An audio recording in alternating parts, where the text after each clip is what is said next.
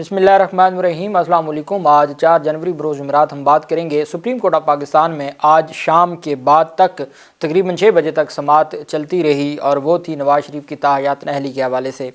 آج 2 بڑی ڈیولپمنٹس ہوئیں۔ عزیز جو بھنڈاری صاحب ہیں جو عدالتی معاون تھے، ان کی جانب سے فیصل صدیقی صاحب جو عدالتی معاون تھے، ان کی جانب سے واضح طور پر عدالت کو کہا گیا کہ جب تک نواز شریف اور وہ جو سپریم کورٹ کا فیصلہ برقرار ہے، سادہ قانون سازی سے کچھ نہیں بگڑنے والا، سادہ قانون سازی سے یہ جو تاحیات نااہلی ہے وہ نہیں ختم ہوگی۔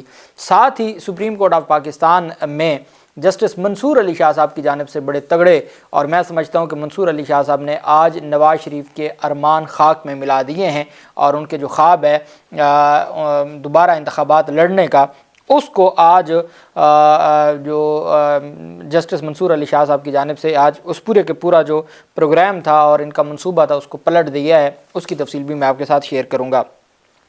مختصر میں آپ کو زیادہ دیر بھنڈاری صاحب کے جو آرگومنٹس ہیں وہ میں آپ کے سامنے رکھوں گا، اور پھر مختصر فیصل صدیقی صاحب کے اور پھر منصور علی شاہ صاحب کی جانب سے جو گفتگو کی گئی اس کے اوپر آئیں گے، جس کی بنیاد پر میں یہ دعویٰ کر رہا ہوں کہ نواز شریف کا جو پورے کا پورا کھیل ہے وہ کسی صورت بھی کامیاب نہیں ہونے والا۔ سپریم کورٹ آف پاکستان میں سماعت ہوئی اور قاضی فاضل صاحب کی سربراہی میں 7 رکنی بینچ نے سماعت کی۔ عزیز بھنڈاری نے جواب دیا کہ آج عدالتی معاون جو ریما عمر ہے وہ پیش نہیں ہو سکیں، باقی عدالتی معاون موجود ہیں۔ خرم رضا روسٹرم پر آیا اور انہوں نے تاحیات نااہلی کے حق میں مختلف عدالتی نظائر پیش کیے۔ یہ خرم رضا ایڈوکیٹ کا یہ موقف تھا کہ تاحیات نااہلی درست چیز ہے۔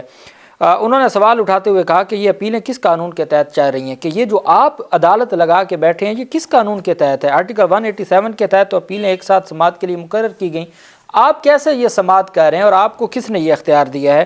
چیف جسٹس نے ریمارک دیا کہ آپ اپنی درخواست تک محدود رہیں۔ انہوں نے کہا جناب میں بطور آفیسر آف دی کورٹ آپ کی جورسڈکشن پر، آپ کے دائرہ اختیار پر سوال اٹھا سکتا ہوں کہ آپ کس نہ 184(3) ہے نہ ہی کوئی اور ہے، تو آپ اپیلوں میں یہ کیسے سارا معاملہ کھول کے بیٹھے ہیں؟ خرم رضا نے کہا کہ سپریم کورٹ یہ کیس کس دائرہ اختیار پر سن رہی ہے۔ چیف جسٹس نے ریمارک دیا کہ article 62(1)(f) court of law کی بات کرتا ہے، آرٹیکل 199 ہائی کورٹ کو اور آرٹیکل 184 سپریم کورٹ کو اختیار دیتا ہے۔ سوال یہ ہے کہ آرٹیکل 62(1)(f) سپریم کورٹ کو کیا کوئی اختیار دیتا ہے؟ خرم رضا نے کہا کہ ٹرائبونل سے آنے والے فیصلے کے خلاف سپریم کورٹ اپیل کا دائرہ اختیار سنتی ہے۔ چیف جسٹس نے استفسار کیا کہ کیا 62(1)(f) ٹرائبونل کو بھی تاحیات نااہلی کا اختیار دیتا ہے یا صرف تاحیات نااہلی کا اختیار سپریم کورٹ کے پاس ہے؟ خرم رضا نے کہا کہ آرٹیکل 62(1)(f) کی ڈکلیریشن دینے کا اختیار الیکشن ٹرائبونل کا ہے۔ آرٹیکل 62(1)(f) میں کورٹ آف لاء درج ہے، سپریم کورٹ نہیں ہے۔ چیف جسٹس نے کہا بہتر ہوگا میں الیکشن ٹرائبونل کے اختیارات کی طرف نہ لے کے جائیں۔ چیف جسٹس آف پاکستان کی جانب سے بار بار کہا گیا کہ جو سمیع اللہ بلوچ کیس ہے اس کا آپ اس کے حوالے سے آپ کیا بات کریں گے؟ چیف جسٹس نے کہا کہ آئینی عدالت اور سول کورٹ میں فرق کو نظر انداز نہیں کر سکتے۔ سپریم کورٹ اور ہائی کورٹ آئینی عدالتیں ہیں جہاں آئینی درخواستیں دائر ہوتی ہیں۔ الیکشن کمیشن قانون کے تحت اختیارات استعمال کرتا ہے، اگر الیکشن کمیشن تاحیات نااہل کر سکتا ہے تو اختیار سپریم کورٹ کے پاس بھی ہوگا۔ ایک الیکشن میں کوئی گریجویٹ نہ ہونے پر نااہل ہوا اور اگلی بار گریجویشن کی شرط ہی نہیں تو اگلی بار وہ نااہل کیسے ہوگا؟ چیف جسٹس نے کہا کہ ایک شخص دیانتداری سے کہتا ہے کہ وہ میٹرک پاس ہے، اس پر وہ اگلے الیکشن میں بھی نااہل کیسے ہے؟ اگر آپ نے جو تفریق بتائی ہے اس سے متفق نہیں تو ایسے تو کوئی غیر ملکی بھی الیکشن لڑ کے منتخب نہیں ہو سکتا۔ اب منصور علی شاہ نے ریمارک دیا کہ آپ آرٹیکل 62 اور 63 کی پہلی سطر پڑھیں۔ خرم رضا نے کہا کہ عدالت نے صرف 62(1)(f) کی تشریح کرنی ہے۔ جسٹس منصور نے کہا کہ آپ کہتے ہیں ہم 62 اور 63 کو ملا کر انہیں تشریح نہیں کر سکتے۔ چیف جسٹس نے ریمارک دیا کہ شروع میں تو مسلمان صرف 2-4 ہی تھے، اسلام میں توبہ کا تصور موجود ہے، اسلامی احکامات کے خلاف تو کوئی استدعا دلیل نہیں سنیں گے۔ جسٹس منصور علی شاہ صاحب نے ریمارک دیا کہ الیکشن ایکٹ میں ترمیم سے آئین میں کوئی چھیڑ چھاڑ نہیں ہوئی، الیکشن ایکٹ میں ترمیم سے صرف قانون کو واضح کیا گیا ہے۔ چیف جسٹس نے کہا کہ ایک الیکشن میں کوئی گریجویٹ نہ ہونے پر نااہل ہوا تو آگے وہ کیسے ہوگا؟ جسٹس منصور علی شاہ نے ریمارک دیا کہ عدالتی ڈکلیریشن کسی نہ کسی قانون کی بنیاد پر دیا جاتا ہے، وہ قانون اب کہتا ہے کہ یہ مدت 5 سال ہوگی۔ چیف جسٹس نے ریمارک دیا کہ نااہلی کی جو شکیں ہیں ایک ڈکٹیٹر نے شامل کی، درست یا غلط، تو یا تو پھر ہم ڈکٹیٹرشپ کو ٹھیک مان لیں، ایک ڈکٹیٹر آیا، دوسرا آیا، تیسرا آیا، سب کو اٹھا کر پھینک دیا۔ منافق کافر سے بھی زیادہ برا ہوتا ہے، کافر کو پتہ نہیں ہوتا، منافق سب جان کر رہا ہوتا ہے۔ پارلیمنٹ نے ایک قانون کتاب بنا کر ہمیں دی، ایک شخص ٹہلتا ہوا آتا ہے کہتا ہے نہیں یہ سب ختم، عامروں نے صادق اور امین والی شرط اپنے لیے کیوں نہ ڈالی؟ خرم رضا کے دلائل مکمل ہونے کے بعد جو عدالت میں جو بھنڈاری صاحب تھے انہوں نے بڑی تگڑی جو عدالت کے سامنے آرگومنٹس کیے، اور بھنڈاری صاحب نے کہا کہ جی آئین اور قانون بڑا واضح ہے، اگر آپ آئین اور قانون سے ہٹ کے اپنی منشا کے مطابق وہ قانون سازی کریں گے تو وہ کسی بھی صورت میں قابل قبول نہیں ہوگی۔ بھنڈاری صاحب نے کہا کہ سمیع اللہ بلوچ کیس نااہلی کے میکنزم کی بات نہیں کر رہا، 18ویں ترمیم کے بعد بھی کئی آئینی ترامیم ہوئیں، کسی بھی آئینی ترمیم میں آرٹیکل 62(1)(f) کی بات نہیں ہوئی۔ 18ویں ترمیم کے بعد بھی انہوں نے کی ترامیم کی تھیں تو یہ خود اس کو چھیڑتے نا، اس کو ٹھیک کر لیتے۔ چیف جسٹس نے ریمارک دیا کہ ایک فارم میں تبدیلی پر پورا پاکستان بند کر دیا گیا تھا، شاید اس لیے اس معاملے کو چھوڑ دیا گیا ہو، وہ ختم نبوت والے فارم کی بات کی جا رہی تھی۔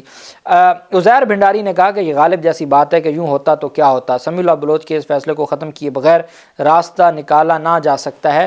پرسوں اس عدالت میں کہا گیا کہ 62(1)(f) 63 سے ملا کر پڑھا جائے، یہ نقطہ سمیع اللہ بلوچ کیس میں تفصیل سے اٹینڈ کیا گیا۔ چیف جسٹس نے ریمارک دیا کہ آپ اپنے اصل نقطے پر آ جائیں، ایسا نہ ہو کہ آج لاہور نہ جا سکیں۔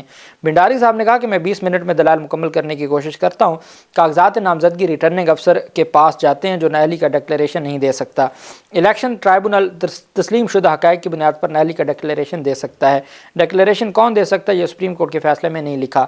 چیف جسٹس نے کہا کہ تاحیات نااہلی کیس میں تو سب سپریم کورٹ نے ہی کیا، کوئی عدالت کسی کے سچے اور راست گو ہونے کا ڈکلیریشن کیسے دے سکتی ہے۔ منظور علی شاہ صاحب نے ریمارک دیا کہ آئین میں کہاں لکھا ہے کہ سپریم کورٹ ایسا ڈکلیریشن دے سکتا ہے، ایک فوجداری یا سول کیس میں ایک گواہ جھوٹ بولتا ہے، کیا اس بنیاد پر تاحیات نااہلی ہو سکتی ہے؟ بھنڈاری صاحب نے کہا کہ آرٹیکل 10A شفاف ٹرائل کی بات کرتا ہے، ریٹرننگ افسر ڈکلیریشن نہیں دے سکتا، وہ کورٹ آف لاء نہیں ہے۔ چیف جسٹس نے ریمارک دیا کہ آپ اپنے ہی دلائل کی نفی کر رہے ہیں، جج کہے گا نااہلی ہوتی ہے، دوسرا کہے گا نااہلی نہیں ہوتی۔ منصور علی شاہ صاحب نے ریمارک دیا کہ اصل سوال یہ ہے کہ ڈکلیریشن کہاں سے آئے گا۔ چیف جسٹس نے کہا کہ جعل سازی پر ڈکلیریشن کون دے گا، کچھ الفاظ ایسے ہیں جو محض کاغذ کے ٹکڑے کے اس کے پاس کچھ نہیں ہے۔ بھنڈاری صاحب نے کہا میں عدالتی معاون ہوں، آپ مجھ پر جرا نہ کریں، آپ مجھ پر کراس سوال کریں گے تو میں آپ کی کیسے معاونت کروں گا۔ انہوں نے کہا میں پیسے لے کے کسی کلائنٹ کا وکیل نہیں ہوں، میں آپ کی معاونت کرنے کے لیے آپ کی ہدایت پر اور آپ کے حکم پر آیا ہوں، مجھے سن لیں، کرنا آپ نے اپنی مرضی ہے، آپ مجھ سے معاونت چاہتے ہیں تو میری بات سن لیں۔ یہ بھنڈاری صاحب کے الفاظ تھے۔ بھنڈاری صاحب نے کہا اگر آپ کہیں تو میں اپنے سوالات واپس لے لیتا ہوں، تسلیم شدہ حقائق پر سپریم کورٹ بھی ڈکلیریشن دے سکتی ہے۔ چیف جسٹس نے کہا کہ ہم نے چیزوں کو آسان بنانا ہے، مشکل نہیں، ہم نے RO کے لیے آسانی لانی ہے، مشکل نہیں لانی، ہمیں صرف بتائیں سزا تاحیات ہوگی یا 5 سال۔ بھنڈاری صاحب نے کہا کہ ڈکلیریشن کو وارنٹوں میں بھی دیا جا سکتا ہے، خواجہ آصف کیس میں ایسا کو وارنٹوں میں ہوا، ہائی کورٹ خود کو وارنٹوں میں خود بھی ڈکلیریشن دے سکتی ہے۔ بندوخیل صاحب نے ریمارک دیا کہ ہائی کورٹ گواہوں کے بیان ریکارڈ کر سکتا ہے۔ چیف جسٹس نے ریمارک دیا کہ آپ کی بات سمجھ آ گئی ہے، اگلا پوائنٹ بتائیں۔ بھنڈاری صاحب نے کہا کہ 18ویں ترمیم کسی نے تھوپی نہیں ہے۔ چیف جسٹس نے کہا کہ پورے پاکستان کو یرغمال بنانے والے دوبارہ الیکشن لڑ رہے ہیں، آئین میں یہ سب چیزیں کہاں سے آئیں؟ میرے خیال میں تو وہ بات TLP کی طرف سے کر رہے تھے کہ یہ کوئی نہیں بتا رہا، کوئی وکیل بھی ڈکٹیٹر کے خلاف بات نہیں کرتا، ڈکٹیٹر کہتا ہے یہ ترمیم کرو نہیں تو میں 25 سال بیٹھا ہوں، عامر کو ہٹانے کے لیے پارلیمان اس کی بات مان لیتی ہے، ہم ہوا میں باتیں کر رہے ہیں، ایک سوال کا جواب دیں، ایک ڈکلیریشن آنے کے بعد کوئی دوبارہ عدالت جا سکتا ہے۔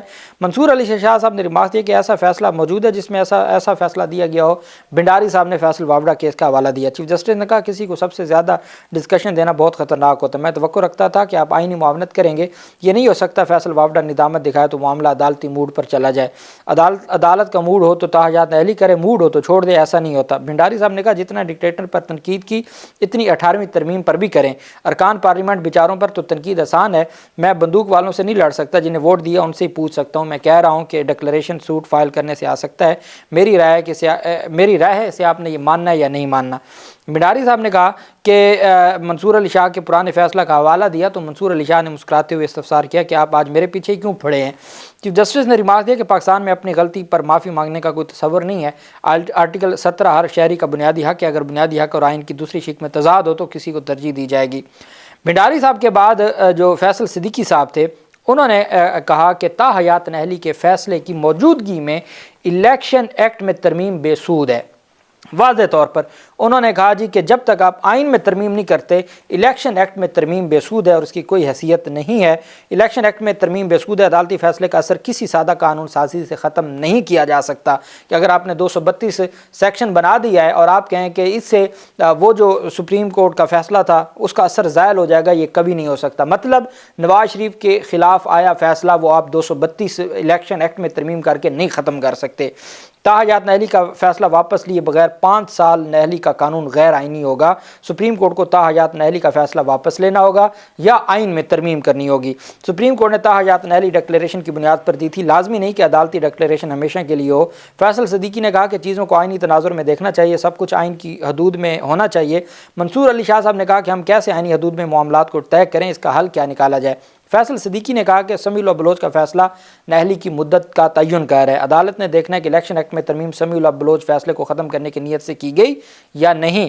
اگر الیکشن ایکٹ کی ترمیم برقرار رکھنی ہے تو سمیع اللہ بلوچ فیصلے کو ختم کرنا ہوگا، پھر آپ کو نواز شریف کیس فیصلے میں اور سمیع اللہ بلوچ کیس فیصلے میں دوسری نظر ثانی کرنی ہوگی۔ ایسے نہیں آپ کر سکتے، آپ اس فیصلے کو چھیڑیں بھی نہیں اور آپ تاحیات نااہلی بھی ختم کر دیں، ایسا نہیں ہو سکتا۔